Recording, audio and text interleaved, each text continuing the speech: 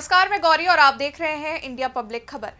चुनाव आयोग द्वारा चलाए जा रहे वोटर लिस्ट पुनरीक्षण अभियान को लेकर पिछले कई दिनों से संसद में विपक्षी पार्टियां हंगामा कर रही हैं। तख्तियां लेकर नारेबाजी करते हुए पिछले 4 दिन से विपक्षी पार्टियां संसद के बाहर और अंदर हंगामा कर रही हैं। कल बिहार में मतगणना फॉर्म भरने का भी आखिरी दिन है और चुनाव से पहले वोटर लिस्ट रिवीजन को लेकर सियासत गरमाई हुई है। तो वहीं बिहार से लेकर देश की संसद में चल रहे विरोध पर अब चुनाव आयोग ने अपना रुख साफ कर दिया है। बिहार में आगामी चुनावों से पहले मतदाता सूची के विशेष गहन पुनरीक्षण को लेकर विपक्ष के बढ़ते विरोध प्रदर्शन और हंगामे को लेकर चुनाव आयोग ने बयान जारी किया है। चुनाव आयोग ने कहा कि भारत का संविधान भारतीय लोकतंत्र की जननी है। इन बातों से डरकर क्या चुनाव आयोग को कुछ लोगों द्वारा गुमराह होकर मृत मतदाताओं, स्थायी रूप से प्रवास कर चुके मतदाताओं, 2 स्थानों पर वोट पंजीकृत करवा चुके मतदाताओं, फर्जी मतदाताओं या विदेशी मतदाताओं के नाम पर नकली वोट डालने का मार्ग प्रशस्त करना चाहिए? संविधान के खिलाफ जाकर पहले बिहार में फिर पूरे देश में आयोग द्वारा तैयार की गई मतदाता सूची एक पारदर्शी प्रक्रिया का पालन करती है और निष्पक्ष चुनाव और एक मजबूत लोकतंत्र की नींव रखने में मदद करती है। इन सवालों पर कभी न कभी हम सभी और भारत के सभी नागरिकों को राजनीतिक विचारधाराओं से परे जाकर गहराई से सोचना होगा और शायद आप सभी के लिए इस आवश्यक सोच विचार का सबसे उपयुक्त समय अब भारत में आ गया है। दरअसल जून से शुरू हुए वोटर लिस्ट रिवीजन को लेकर बिहार में विपक्षी पार्टियां विरोध कर रही थीं। तो वहीं 21 जुलाई से संसद का मॉनसून सत्र भी शुरू हो चुका है और इस सत्र में जिस मुद्दे को लेकर सबसे ज्यादा हंगामा हो रहा है वो है बिहार में चल रहा SIR। राहुल गांधी और अखिलेश यादव सहित कई विपक्षी नेताओं ने संसद के बाहर SIR स्टीलिंग इंडियन राइट्स और डेथ ऑफ डेमोक्रेसी लिखे पोस्टर पिछले 4 दिनों से विरोध प्रदर्शन कर दिखाए।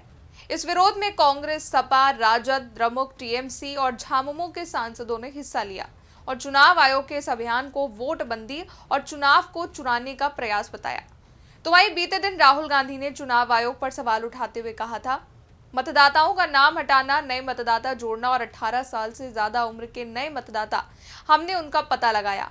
मैं चुनाव आयोग को कहना चाहता हूं कि अगर आपको लगता है कि आप इससे बच निकलेंगे, अगर आपके अधिकारी सोचते हैं कि वो इससे बच निकलेंगे, तो आप गलत हैं।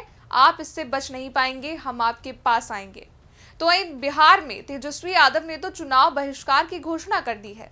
फिलहाल राहुल गांधी के इस बयान पर भी चुनाव आयोग की प्रतिक्रिया सामने आई है। राहुल गांधी के आरोपों का चुनाव आयोग ने जवाब दिया है और कहा कि हमें हैरानी है कि इस तरह के आधारहीन और धमकी भरे आरोप चुनाव आयोग पर क्यों लगाए जा रहे हैं और वो भी अब। खैर, इसी हंगामे के बीच चुनाव आयोग ने अब एक और बड़ी जानकारी दी है। बीते दिन चुनाव आयोग ने एक आदेश जारी कर पूरे देश में मतदाता सूची का गहन पुनरीक्षण करने की बात कही।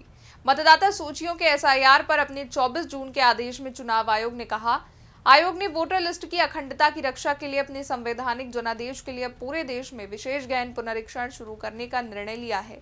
देश के बाकी हिस्सों में SIR के लिए शेड्यूल यथा समय जारी कर दिया जाएगा। वोटर लिस्ट को पारदर्शी बनाने के लिए समय समय पर उसका पुनरीक्षण करना जरूरी होता है। अयोग्य व्यक्तियों को हटाकर चुनाव की शुचिता को बढ़ाता है। इसके अलावा उपराष्ट्रपति के चुनाव को लेकर भी एक प्रेस विज्ञप्ति जारी करी गई है, जिसमें चुनाव आयोग ने कहा है, भारत निर्वाचन आयोग ने 2025 के उपराष्ट्रपति चुनाव से संबंधित तैयारियां शुरू कर दी हैं। तैयारियां संबंधी गतिविधियां पूरी होने के बाद जल्द ही उपराष्ट्रपति पद के लिए चुनाव कार्यक्रम की घोषणा की जाएगी।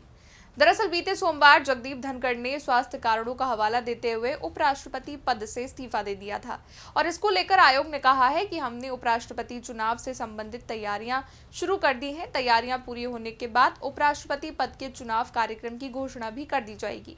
आयोग ने कहा कि निर्वाचक मंडल की तैयारी, जिसमें राज्यसभा और लोकसभा के निर्वाचित तथा मनोनीत सदस्य शामिल होते हैं, शुरू कर दी गई है और इसके अलावा रिटर्निंग ऑफिसर, सहायक रिटर्निंग ऑफिसर की नियुक्तियों को अंतिम रूप दिया जा रहा है। फिलहाल बात रही पूरे देश में SIR प्रक्रिया के ऐलान की, तो चुनाव आयोग ने ऐलान एक ऐसे वक्त पर किया है जब रोजाना इस प्रक्रिया को लेकर हंगामा हो रहा है, प्रदर्शन हो रहा है। ऐसे में देखना ये होगा कि अब चुनाव आयोग के इस फैसले के बाद विपक्ष अपना अगला कदम क्या बढ़ाता है। इस पर आपकी क्या राय है, कमेंट सेक्शन में बताइएगा। वीडियो को लाइक कीजिएगा, शेयर कीजिएगा, चैनल को सब्सक्राइब कीजिएगा। शुक्रिया।